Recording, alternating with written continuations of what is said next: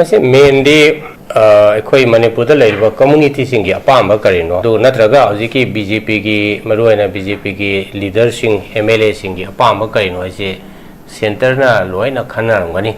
And actually, Salo Unaredana, Sarkar, Shemjagi, and Hideover, Sarkar, Shemangani, and experience PDA and Moy spokesperson, Mediada, some PDA. I'm one hybrid money. Ada, I coin central government, Oinam BJP की MLA सिंगसी सिगतन हाइबजे कोई लौगदरा मरुना cookie की interest cookie की mode कई noise अमोसु जम चौबा MLA तरा लेरिबा अदगी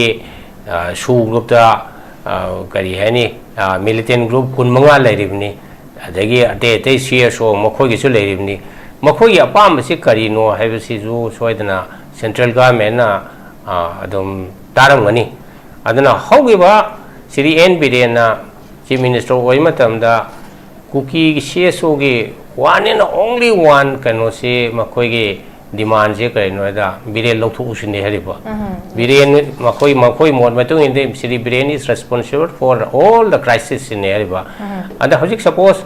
bire je chief minister ohelak pa yai natraka ohelak tre engkhala se hariba ko ada popular government ama topa most probably Maitai do Helakado Mali, Shinkari Yamani, Hanadi, Tiny, Tankul de Jukea Wakare, Muslims who wake at the Hojilabo Mong, Jedi, maintain a Krayamani, and Maitai na little Rogasi Minister Wadaga, Sarkar Malabado, cookies in ID Palm Godo Monday. Makoi now, Jigging University, Makoi, one and only one objective taker, Hani, Manipur crisis is Queen Alhenba. Crisis is a helaga, I call machines, quite pun by Adre, have points here. Makoy, you proved to know what a ribbon, Hariba. And I am sound approved of Redana. Another crisis is slow to cookies in gay mark and what they did. Another popular government, La Comatam, suppose cookie, MLA Karamantri, what a Kodo Makoy, sweating a Kani and a Kali. I work a militant groups now. I don't know overall, a Siki, I'm no pretty of situations. The popular government, Ama Tambagi Mohotadi, Manipur labor crisis, Hana sort of no fire than I in a kind of central government viewpoint legati. Adumoko Masagi election mea the BJP in a power part election to fight of Gunam Kodo Kudung Chaba legadam Nina. Probably Wasiki PRC, Matang Sagi, February Tarik Nipan, Hole Durini, I Tara, Tara in Hole Durini, drowned the Hogunina. Trying to foggy Manung Sidamako Yingani, Masada Kala Sangurkani. Natragana, high matum door. As I found with a more popular government, Ama installed Tonova, Honor Pusui, Hariba, Home Marigi Manung Sida, Karigamo Makona problem, say, Katang Yasinaba, Yadana, and Masagi pre movement Gazetowa, Natraga cookies ingi, demand, say, Kamamo de accommodator.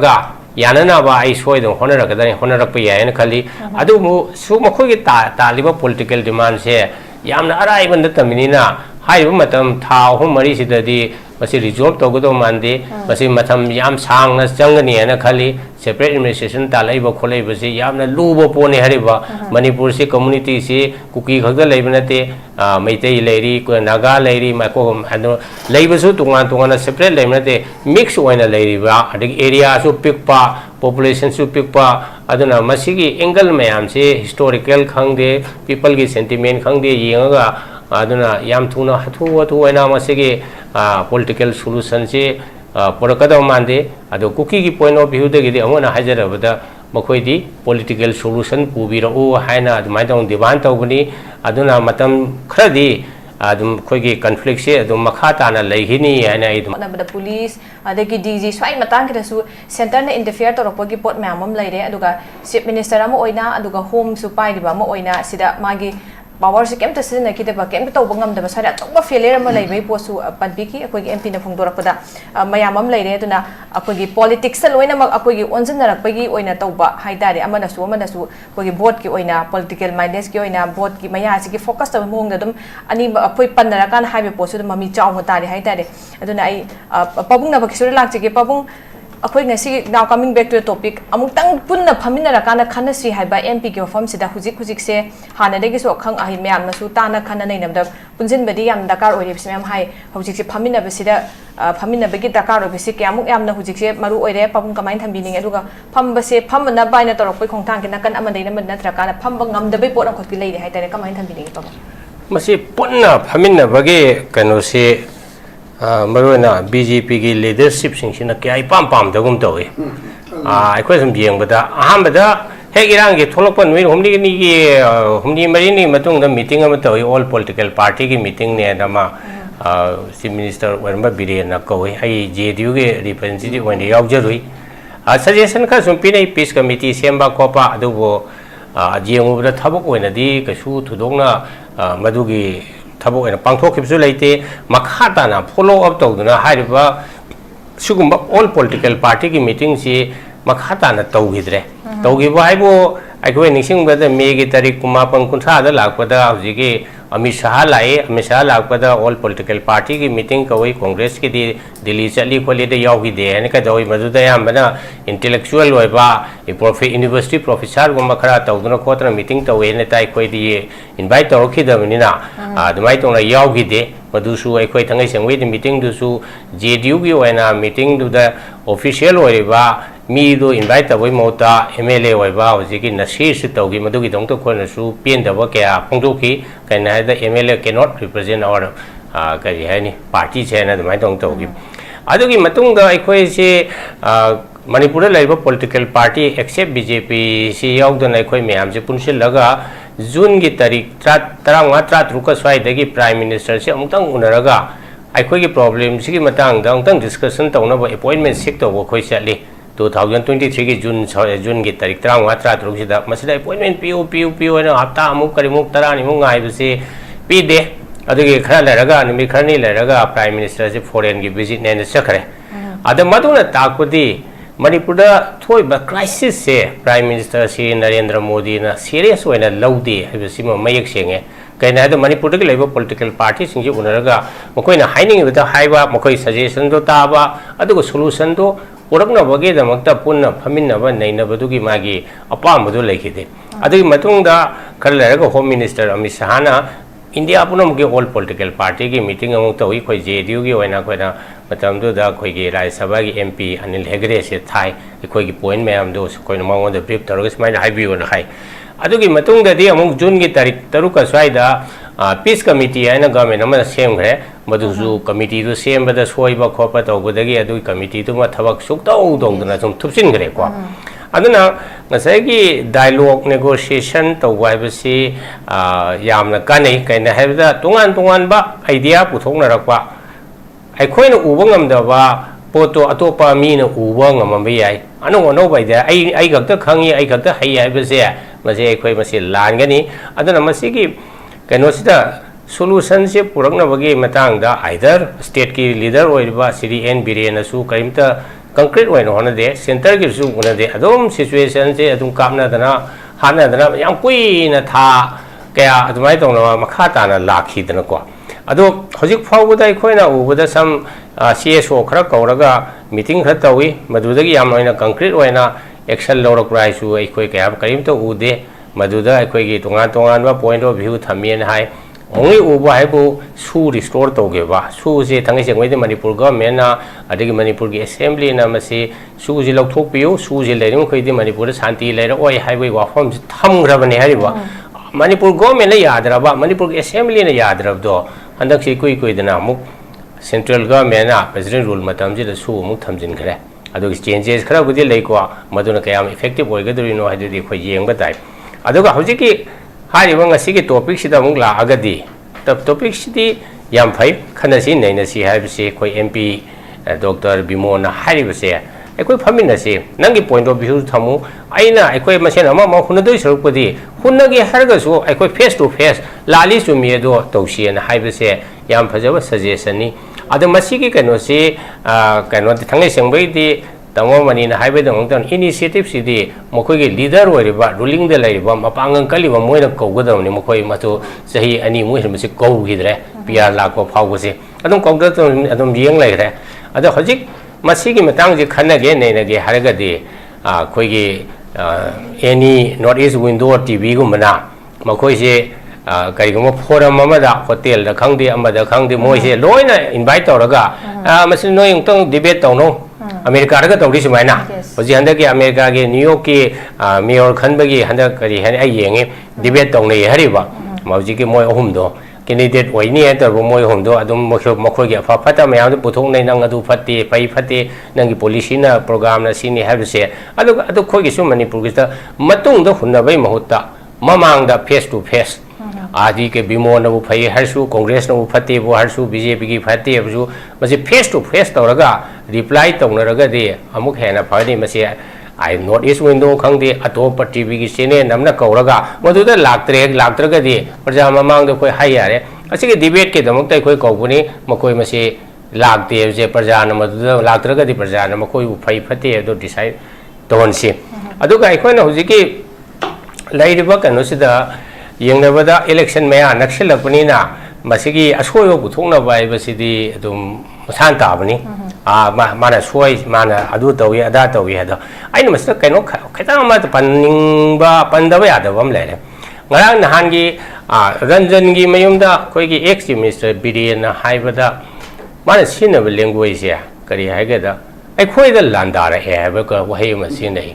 landara e ko ka haiba wahi si kanana atopa foreign country da gi landara ira natraga mana min dawri di kukina maitei da landara e ga na highway mong ne hariba wahi si yam lu yerba wahi si leba ki maku oiba mi amana kuki su naga su maitei pangan su nepali su ikhoi gi prajani ana khanmangam dawa atopa ka community amu tungan ba group oin yengba mieng se yengaga di makoi se khoi de hen thato khini hariba koi maitei pawro am lei ba ai harap palamge maitei pawro di kai noida sana sibana khungunda Mina sibna machinda adana siri birengi wahi wata mayam se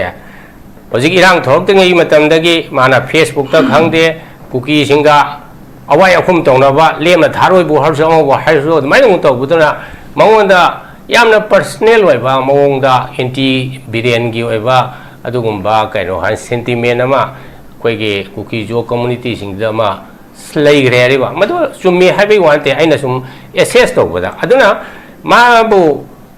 mana sum yamna leadership ke quality am lodana makhoi sing si konsin bagi mongda include tongna bai mongda tawraga aigi prajani aigi aduni adani haibado haida bida landa ba ka ngarang nan ga harise landa ba hise yam sathina sinaroi da wahi ni hariba sumai conflict am thokle bu harsu natraga khoi masen khut thoknei bu harsu landa ba kra isidi yam achowa thokdu amane hariba sumaji sinaningde adoraga di amu hena khoi problem solve tawbada khoi hena wani hena khalim adana aroi bada khoi na haining badi khoi si maitai khakti ju khanba yade naga khakti ju khanba yade kuki khoi leader sing sina sinariba language se jam inclusive oiba khoi masen sing se hai hana kano nusinadra jo khoi ojo amora nusinarasi ari ba sing do khoi kaukthongnarasi khoi amaga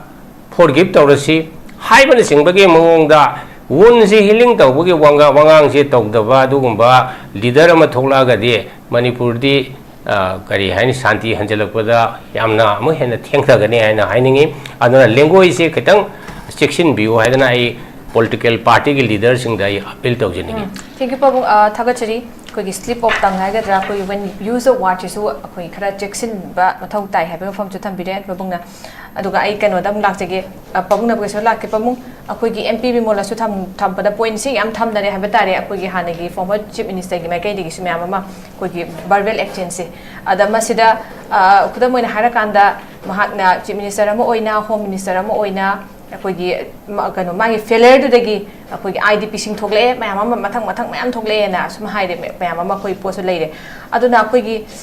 hujik thoi be irang sida manipur sida chathari be irang gi sum sang tharak pagi potam ka lak pase abung sida gi yenga kana karam haina governance ki failure sina irang se sang tahan ba mu thoglak pada kamaina contribute to bagi kamain tham piding ya sumi surulana governance ki failure sida gi irang gi sang thari imne du sumi governance की failure दगी इरांग सी होरखिबने अदुसु कोई अदुम खंगे हरिबा मतमदुदा लरमिबा Shri N Biren home minister सु ओइबा चीफ मिनिस्टर सु ओइबा ओइरिङै मतमदगी इरांग सिगी थोरक्तनबगी थिंगनबगी मतम चाना थबक लौखत हौदबदगी इरांग सि थोरखिबने हासिदि कोइ लोइ खंगे हरिबा मदो माक मसाना सु या एडमिट तौरबनी अदगी मासे यूनिफाइड कमांड की चेयरमैन होइबदा मतिक चादे अदना करी है भारत सरकार मंगोंद थाजब लेतबदगी मंगोंदगी लौथोगा हजिकी कुलदीप सिंह सिदा हाफ्रेबनी अदना मागी अदुम फेलर मैम से गवर्नेंस की फेलर अदगी मागी सोनजबा अदगी मिंगोयगा सेंटर की लीडर सिंह दा करी मता हाइजबसु ngамदबा खोतबा तरपसिना मरम मोइदना बीजेपी की मनुंगी लेबे लीडर सिंह मैमनसु मंगोंदा थाजबसे लेतबदगी अकोमददी मासे नमदना नो कॉन्फिडेंस मोशन लाकदब मतमसेदा मा होरगदी इवन बीजेपी की लेरिबा रूलिंग की एमएलए न फाव मा अगेंस्ट वोट थादनी हारिबिसि खंगबदगी मदुगी इकाइबदो थोक्त्रिङेदा सेंट्रल की लीडरशिप ना श्री एन बिरेनबु चीफ मिनिस्टर रे फम थादु ओनमदना हजिकी फेब्रुवारी की तारीख 5 थादु अनगरिमनेदना को अदम अखोय लोइना खंगे अदा अखोयना होय हौगिबा फतबसिंदो अखोय हुनदर लेबगे महुता हजिक मतुंग कई तौरगा अखोय सिचुएशन से इंप्रूव तौरकदगे फरकदगे हाइसे अजो मसिदा अखोय की सिदा लीडरशिप से मणिपुर के लेरिबा स्पेशली अखोय की रूलिंग की लेरिबा बीजेपी की लीडरशिप सिंग सिगी मखोय की वखलदा पावर खक्तंग हंग्री होइबा पावर द पानिंगबा चीफ मिनिस्टर दो वइनिंगबा कैबिनेट मिनिस्टर दो वइनिंगबा लेबा के लेरिबा अवाना तारिबा आईडीपी सिंगी अवाबसिदि हे उबदि मानबा अदुगा सत्तात पात तौम साजिनरगा चा खरा बिजनरगा फी मते अमका पीरगा हेक्ता नुवाइदो वइनिंगबा मेन इशू एखोना कोर इशू हादिदना को कॉन्फ्लिक्ट सि लोसिलगा माइ मागी मयुमदा आईडीपी द लेरिबा रिलीफ कैम्प आईटीबी सिंह हन्नबई वाफम से सी मतंगदि करीब थबक तौदी हरिबा खुदम ओइना हादा कोइ तमो मनिसु हरेमेदरा को सिंग लेबा कुकी की सिनाउ सिंगी एमएलए 10 की मनुंग तरेती बीजेपी की एमएलए नि रिगी अनि कैबिनेट मिनिस्टर ओरमेमनी मखोइना यामना लुजदब मोंगदा सेपरेट एडमिनिस्ट्रेशन का तालको मतमसिदा लेबा कैबिनेट मिनिस्टर अनि दो कोई नोय एक्सप्लेन तौना कोई के गवर्नमेंट के अगेंस्ट आइदि मरोना कैबिनेट सिगी सिस्टम दा थाजब लेत्रे चीफ मिनिस्टर दा थाजब लेत्रे न मोब तौरबदु फावबा कैबिनेट तगे मखोय से मखोय नि drop तौगी देरिबा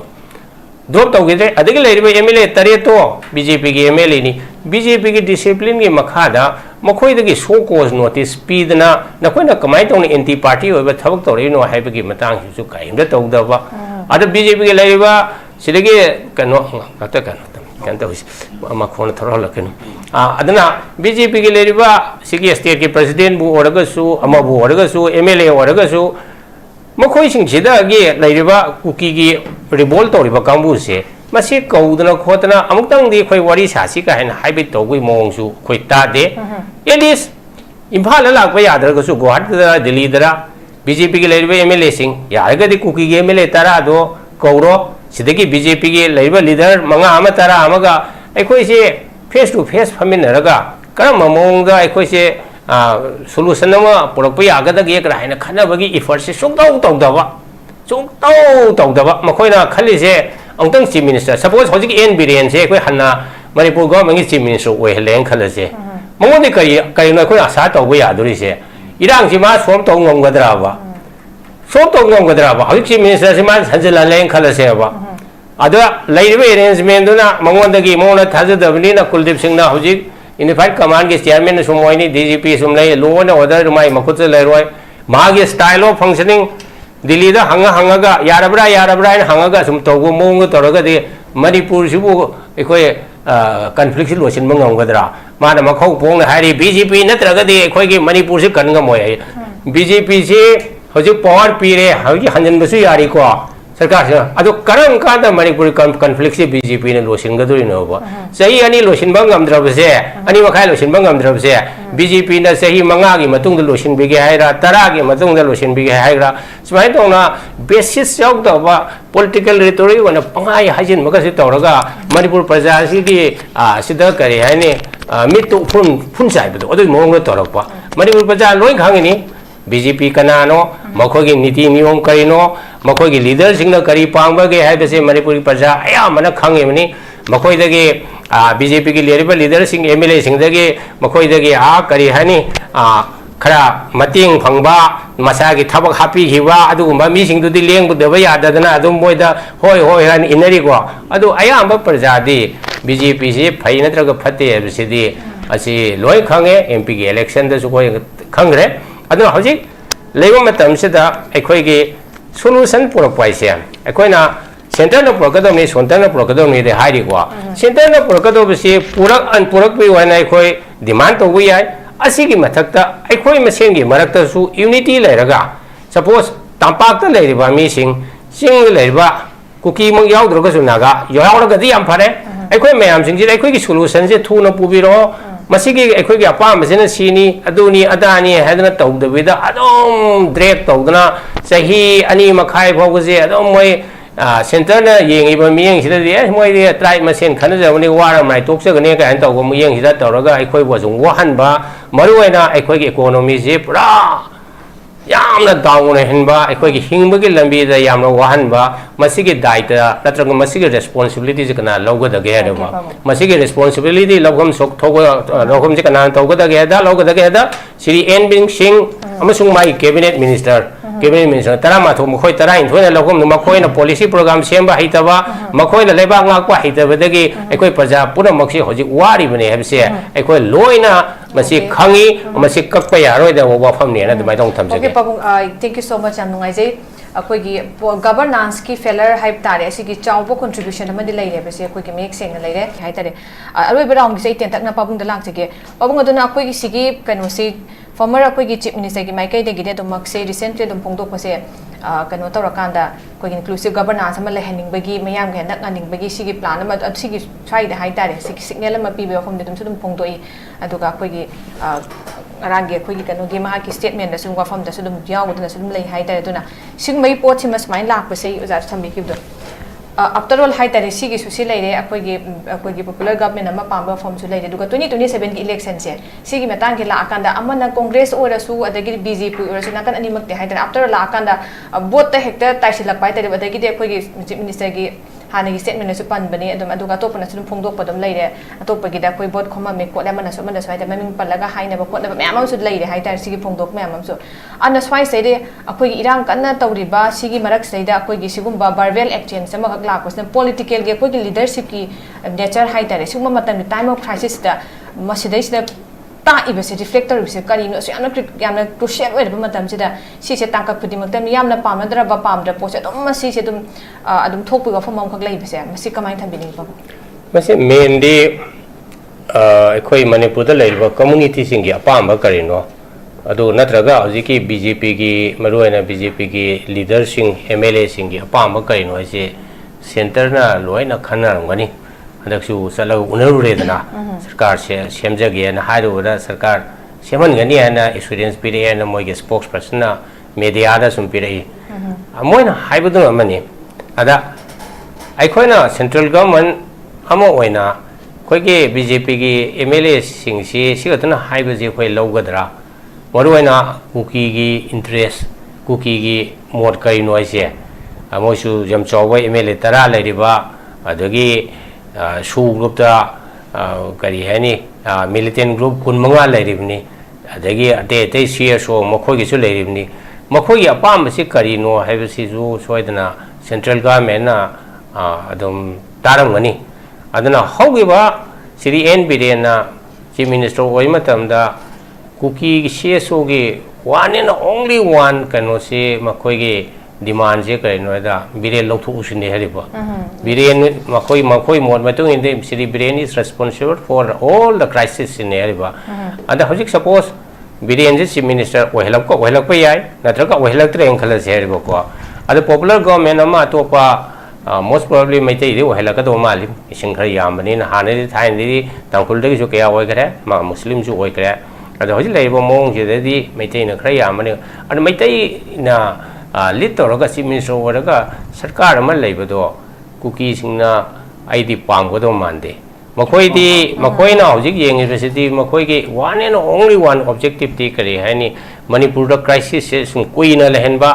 ko crisis se le halaga ai khoi machine khoi je pun ba yadre heba point se makoi hojik proof tong na bo na ri bane hari ba panayam sang na proof to re dana adna crisis se suloi lo hen ngoi kuki singe ma kanwa da gi adna popular government la ko matam se da suppose kuki gi mla khara mantri wara ko do makoi soi thinga kani na khali ai wa khali militant group sing na adna overall asi gi yam no threat situation se da popular government ama thambagi mahutadi manipur gi leiba crisis sina hana solve to guna phayadna aina kain kamada central government gi view point legadi adumako ngasai gi election maya dadi bjp na power para gi election do fight to guna mkhoi do khudong chaba legadamni na probably hojiki prc mathang sai gi february gi tarik ni 5 phau leiduri ni kwa ai tara ba tara in thoi go leiduri ni traum doi de hobuni na kwa trai thoi phau gi manung sida mkhoi yengani masira darkar le ga sangdorkani natragana haibu matam do adai phawda moi popular government ama install tongno ba honarak pusu yai haiba tha ahum mari gi manung sida